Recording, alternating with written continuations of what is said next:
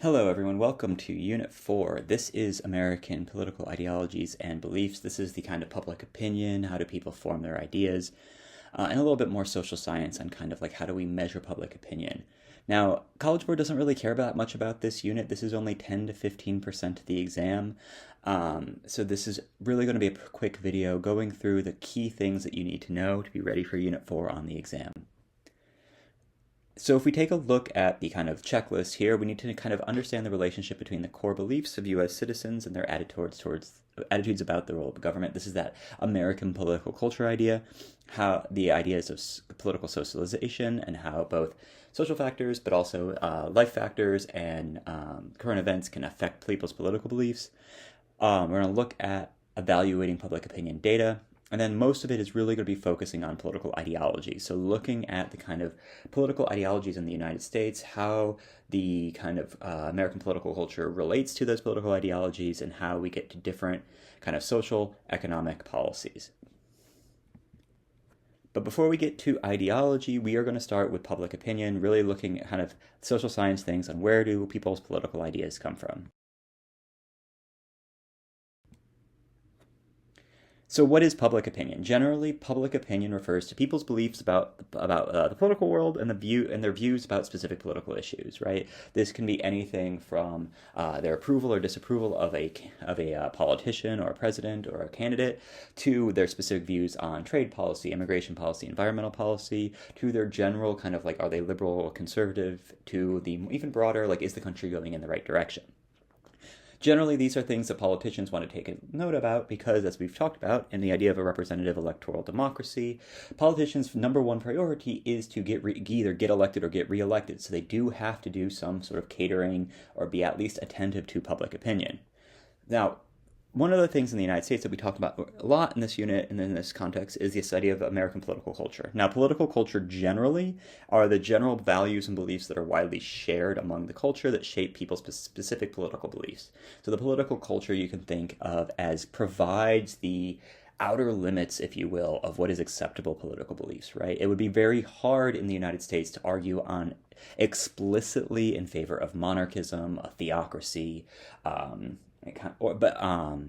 but similarly, like outright communism, because of the American political culture centers around ideas like individualism, this idea that rights attached to individuals, that we have these individual rights and liberties, that equality of opportunity, not so much equality of outcome or equality of welfare, but the idea that the law should be fair, that everyone should have a chance to make it in the United States, a kind of generic idea, belief in free markets, that is, rather than collective or social ownership, or a command economy where prices and wages are fixed by the government, a free market system in which price signals are set by the market and supply and demand, and ultimately the rule of law, this belief that everyone is bound, including the government, is bound to the rule of law, that the law should apply equally, that the law should be decided kind of objectively or neutrally and arbitrated by a judicial system that is independent of the political process. This forms what Louis Hart's Gunnar Myrdal, going all the way back to Tocqueville, though Tocqueville doesn't use the language of a liberal consensus, but it forms this liberal consensus that the United States political culture generally is fairly liberal. We'll talk more about that when we get into kind of like the granular ideology, but that we believe in individualism, free markets, equality of opportunity, rule of law, making kind of both a theocracy and communism, a monarchy and anarchism, kind of like real on the fringes of American political discourse.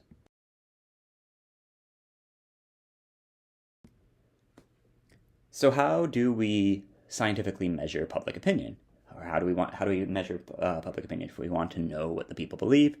Well, we can look at kind of the difference between polls versus revealed preferences. A poll is basically asking people, what do you think about this issue, right? But knowing from economics that what they explicitly say doesn't always match what they do. So sometimes we actually look at the revealed preferences, right?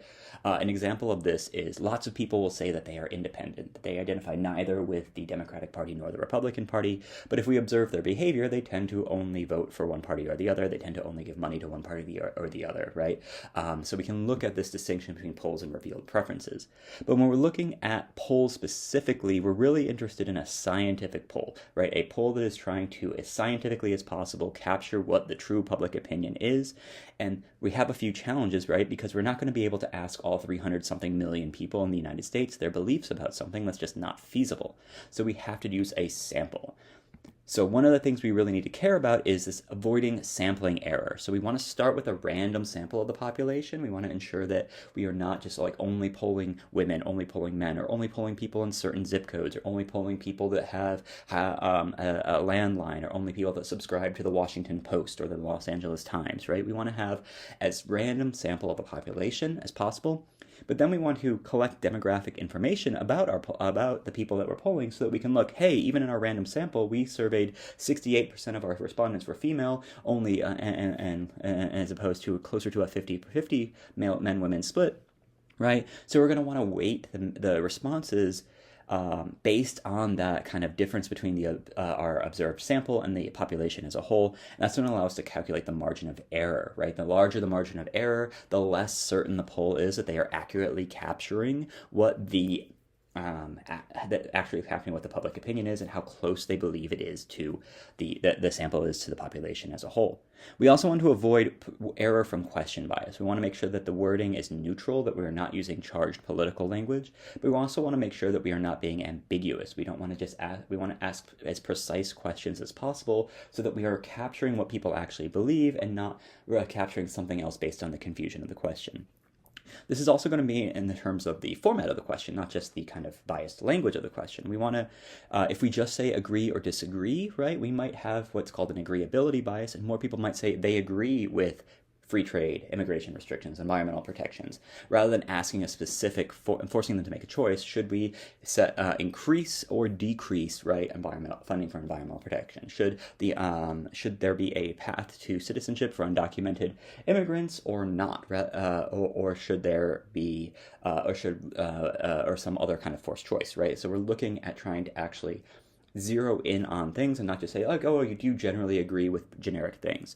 The other thing is that we want to make sure we included don't know or don't care options, right? We want to capture, we don't want to ask people a question and people are too afraid to admit that they don't know what the general agreement on tariffs and trade is, and so that they end up saying they agree with it, but they don't actually know anything about it. And we're not actually capturing any sort of good data.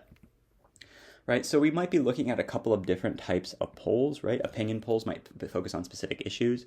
We also might, a campaign might run benchmark polls, trying to figure out what the baseline support for a candidate would be. During the kind of the horse race of a political campaign, we would have tracking polls, which is going to happen, every week, every couple of weeks. They're going to be reported widely, like what is this, if the election were held today, would you vote for this candidate or this candidate, to give, so people get a sense of where the campaigns are.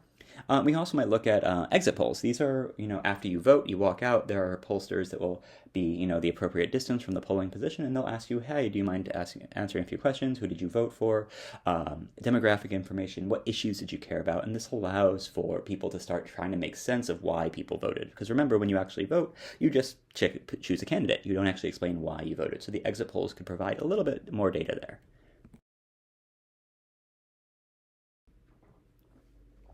So what shapes public opinion? And by this, we're really talking about the idea of political socialization, which is the processes by which people develop political beliefs and are acculturated to the political culture, right? Aren't born Republicans or Democrats, right? We aren't born into this liberal consensus. We have to be socialized through that. And that begins primarily through what we call agents of socialization, right? What are the things that shape our political beliefs? We might be looking at our family, our school environment, right? Our teachers, the fact that we, in schools will often say, like, the Pledge of Allegiance. You'll study the Declaration of Independence and the Constitution, and you'll talk about how great the Civil Rights Movement was and how great it is to have religious freedom, right? The kind of very curriculum is socializing you into this liberal consensus. We might look at our social networks, right? And by this, I don't just mean social media, but I mean our actual conversations that you have with other people, right? Your friend groups, right? Do you go, your churches, your school, your other community organizations, right? The people that you interact with are going to shape your political beliefs. The media you consume, right? Whether it's kind of, cable news, nightly news, newspapers, magazines, social media, TikTok, Twitter, Instagram, Facebook, all these things are going to shape how you believe, what you believe and your political ideas. And like your religious groups, right? Like if you go to If you go to a religious service and they talk about certain issues, right? They might talk about, like, if it's a conservative Christian service, right? They might talk about like how abortion is immoral or something like that, and that's going to shape your political beliefs. We can also look at life cycle effects. Generally, older people are more conservative than young people. Like, as people age, right, we actually see this over time. They develop more conservative opinions. Part of this is because of like the shifting public nature of public opinion itself, and part of it is generally you end up with more wealth. You become more risk averse, and you develop more conservative opinions. And we can also look at the social determinants, right? People with shared ethnic, religious, class backgrounds tend to share political beliefs, right? Like African American women tend to support the Democratic Party. White Protestant evangelical men, right, tend to support the Republican Party. And like, obviously, there are outliers and exceptions to that, but that's kind of the general framework. We can also look at like changing events. People generally respond rationally to changes in political events, right? Generally, people, like, when there is, they will adjust their political beliefs, their political opinions based on changing circumstances.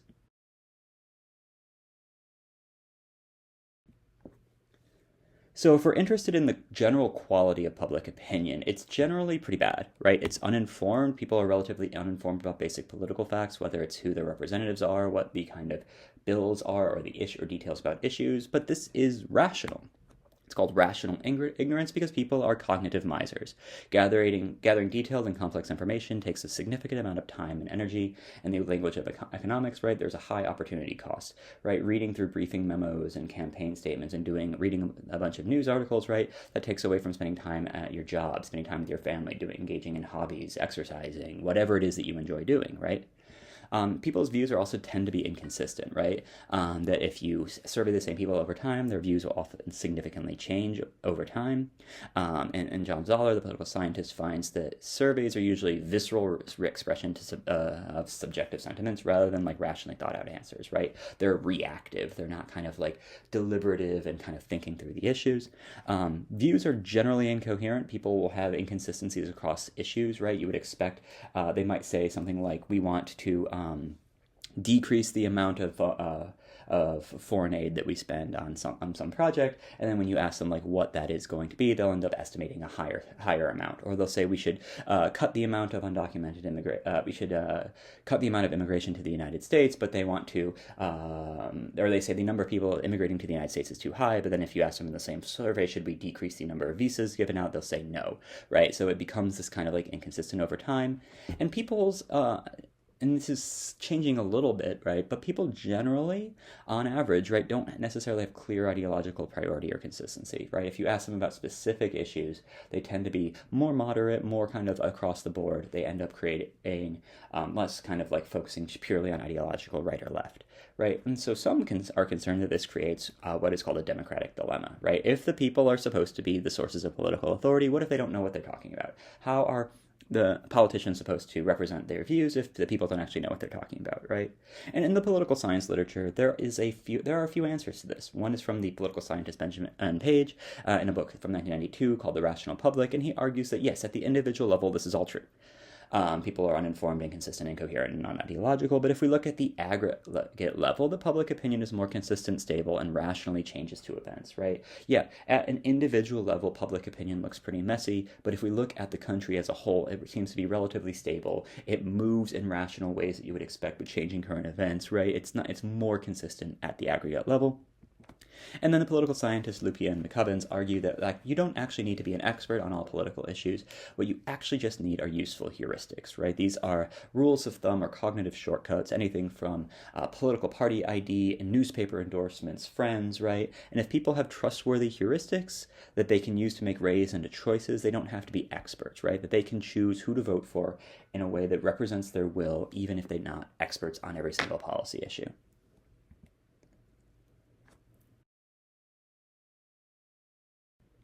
But before we get to ideology, we are going to start with public opinion, really looking at kind of social science things on where do people's political ideas come from.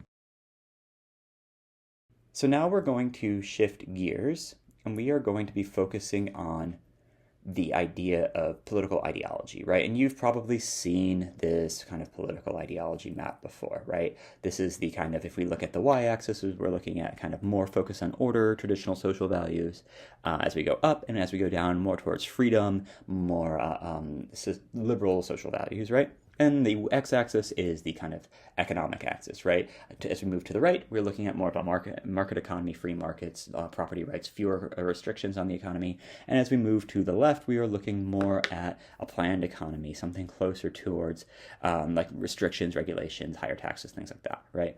And usually, right, when we're talking about kind of the big political ideologies, we're going to exclude kind of the extremes here, but we're going to focus on the big three.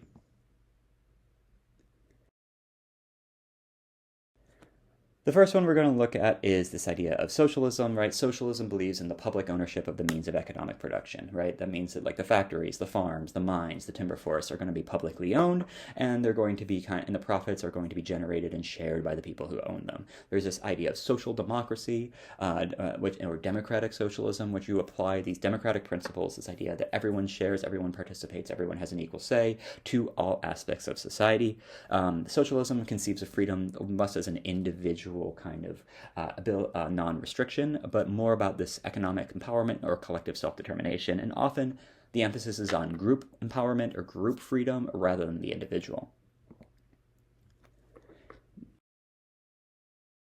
Now, if we move to conservatism, we are looking more at the belief in a transcendent moral order, that there are objective right and wrong answers to political and moral questions, that we should, and that politics should respond or should mirror those objective answers, that it's generally a support for tradition, traditional forms of authority and values, whether that's the nation's history, religious traditions, family traditions, things like that.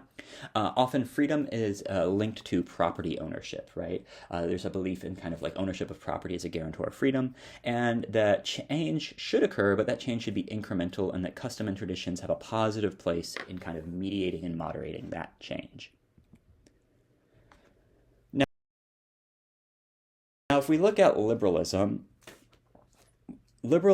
kind of, unlike conservatism and unlike socialism, has a certain skepticism about final answers to these moral and political questions. The language that liberals use is that we should be neutral towards questions of the good life, right? What the right way to live your life, the government should say neutral out of, because human beings are naturally free and equal.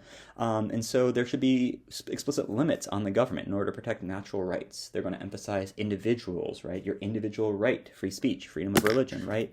To live your life as you choose rather than group rights, right? Because you as an individual may decide differently than your group. And they conceive of freedom around these zones of non-interference. To be free means that the government is not restricting your choices or your behavior, right? And it's all premised on this idea that, like, look, we live in a pluralistic society.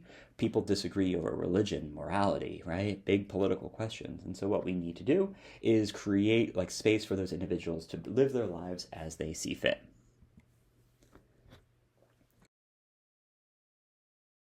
Okay, so now when we return to this, kind of the big political compass, right? Another way to think about this kind of planned economy, market economy, or just the general kind of division on economic policy specifically, is this debate between, on the one hand, Keynesianism, which is the belief that the government can and should play a role through fiscal and monetary policy to stimulate consumer demand and achieve full employment, right? Keynes coined this idea of animal spirits, right? And believed that you could that people's like decisions about aggregate demand is like responding to animal spirits, that it's kind of irrational, and that you can stimulate aggregate demand through government spending, right? And that we should do that, right? If we stimulate consumer demand, especially during a recession, right, we can grow our way out of that kind of recession. And now on the other side, we have the belief in supply side economics. And this is that lowering taxes and regulations will stimulate economic growth, right? That we want to stimulate economic growth on the supply end, not the demand end, by lowering the cost of producing goods, by lowering taxes, lowering regulations, right? That's going to stimulate long-term economic growth. And often these economists are critical of Keynesianism because they think that fiscal stimulus, right, kind of priming the pump of the demand pump, is just going to create these boom and bust cycles, right? You're going to superheat the economy, right, by stimulating aggregate demand, and then all of a sudden, without kind of fixing the supply side, you're going to get inflation, and then you're going to get a crash, and you're going to get these boom and bust cycles. It's not sustainable. All right, so let's look at the United States, because in the United States we have something a little bit different than this kind of big picture political compass.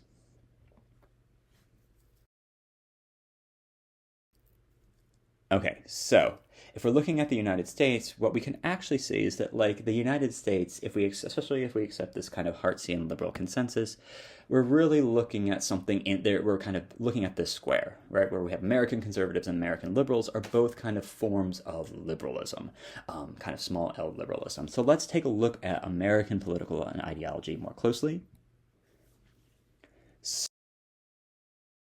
So, American conservatives are going to kind of still be within this liberal consensus, but they're going to be more on the socially conservative side, right? They're going to believe in conservative social values, kind of religion, family, right? They're going to be slower on social change, more incremental, more of a room for tradition and authority, but embrace free market economics, lower regulations, lower taxes, things like that, and favor individual rights over group rights.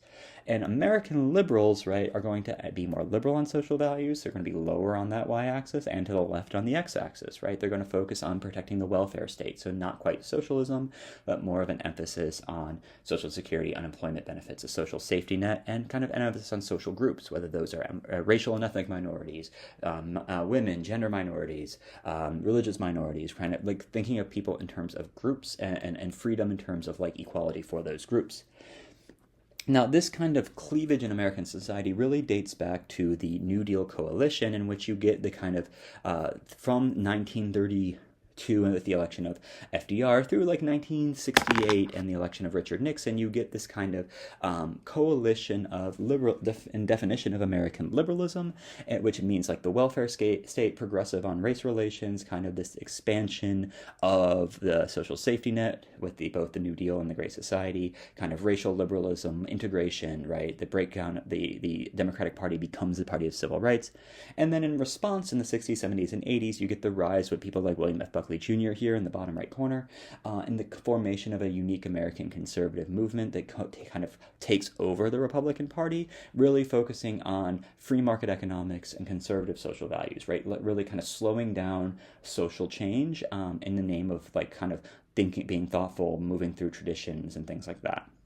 And so if we're looking at kind of American conservatives, American liberals, right, the Republican Party, the Democratic Party, respectively, right, you get this kind of like parts of liberalism and then parts of conservatism for American conservatives and parts of liberalism and parts of socialism for American liberals, right? So like the American liberals are going to be for a favor for greater regulations, higher taxes, more of a focus on limiting economic inequality, more kind of progressive or liberal on minority rights, race relations, gender relations between sexes and between genders, kind of on where American conservatives are going to emphasize traditional family units, religious values, kind of traditional forms of authority, kind of harken back towards the founding era, the kind of traditions of the country.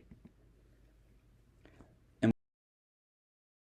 we can overlay the kind of American kind of grid here, right? Now, because like there are definitely, some in the American liberal, the American kind of political perspective, right? The American political sphere that would be more like socialist, right? You can look at like Bernie Sanders, Alexandria Ocasio-Cortez, and then you can say that there are like more dyed-in-the-wool conservatives, right? I would say someone like maybe J.D. Vance, the kind of people associated with the national conservatism movement, are going to be more like they are kind of they're less shy about saying that there are like correct answers to moral and political questions, right? But we can kind of overlay this, right? And there are like real libertarians in the United States too, but like that we can kind of like place American political ideology right there. So to wrap up, we are looking at kind of, right, how do we measure public opinion? What is public opinion? And what kind of do Americans believe, right? So you should be able to kind of describe American political culture, how people form their ideas, how we measure people's ideas, and the kind of main political ideologies in kind of the role of kind of an economic and social policy. That's going to be it for Unit 4. Unit 5 will be coming out next.